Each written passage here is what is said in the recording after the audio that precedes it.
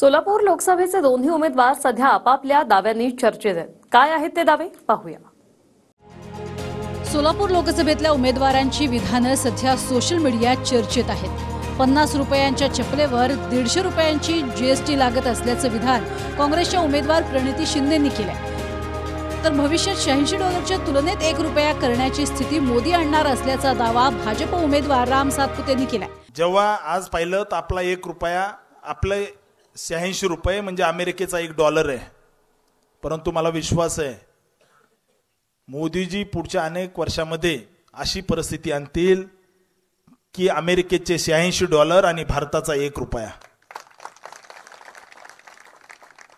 त्यामुळे आपल्याला येत्या काळामध्ये अधिक ताकदीने या भारतीय जनता पार्टीच्या मागे उभं राहावं लागेल. म्हणजे शेतकऱ्यांचा त्या ठिकाणी अंततः बघत आहेत, कारण का दुष्काळ परिस्थिती आहे.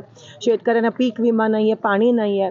20 रुपयाच्या चपलावर 150 रुपये 50 रुपयाच्या चपलावर 150 रुपये जीएसटी लादली जाते. कांदा मार्केट यार्डमध्ये सडत पडला आहे. तर मला सांगा काय काम केलं मागच्या 10 वर्षात. तिकडे माढ्यात भाजपचे उमेदवार रणजितसिंग नाईक निंबाळकरांचा एक व्हिडिओ व्हायरल झालाय, ज्यात आपण माढ्यासाठी तासाला 1000 कोटींचा तर वर्षभरात 1 लाख कोटींचा निधी आणल्याचा दावा ते करताय. तास काढले तर तासाला 1000 कोटी रुपये माढा मतदारसंघामध्ये आले. तासाला 1000 कोटी रुपये एवढे पैसे आले. 365 दिवस धरले तर 365 नाही, आपण 1 लाख कोटीच्या आसपास संपूर्ण माढा मतदारसंघामध्ये पोहोचलोय.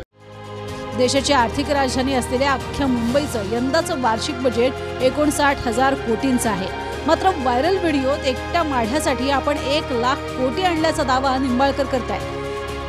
तुर्तास आपण 2.5 लाखांनी जिंकून येण्याचा विश्वास भाजपचे सातपुते वर्तवतात. त्यामुळे माढ्याच्या समर्थकांनी सोलापुरात न येता निंबाळकरांचा प्रचार करावा हे त्यांनी केलेलं आवाहनही चर्चेत आहे. त्यामुळे काळजी करायचं कारण नाही. काल भव्य दिव्य स्वागत केलंय आणि मला विश्वास आहे की मी निश्चित मोठ्या मताधिक्याने येईल. संजय देशमुख फोन आलोय, भाऊ मोहोळपाशी आलोय असलं यायचं नाही, इथं काम करायचं. या ठिकाणून मोठं मताधिक्य द्यायचंय. देणार ना? देणार ना? धर्मा उठ देणार ना? धर्मा माने लक्षात राहू दे, कनेरला जे पैसे आले ते भाजपने दिलेत. त्याच्यामुळे मला लीड पाहिजे गावातून, बाकी माहित नाही. असं येईन तसं येईन अजिबात चालणार नाही. आणि जे काम करणार नाही त्यांनी परत मला तोंड दाखवायचं नाही, एवढं डोक्यात राहू द्या.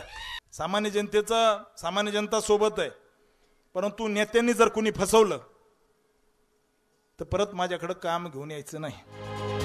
सागर सुरवसे, TV9 मराठी, सोलापूर माढा.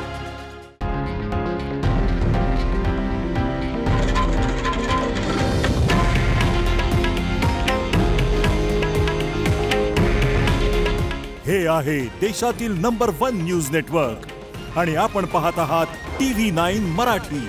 काळजी तुमची, हित महाराष्ट्राचं.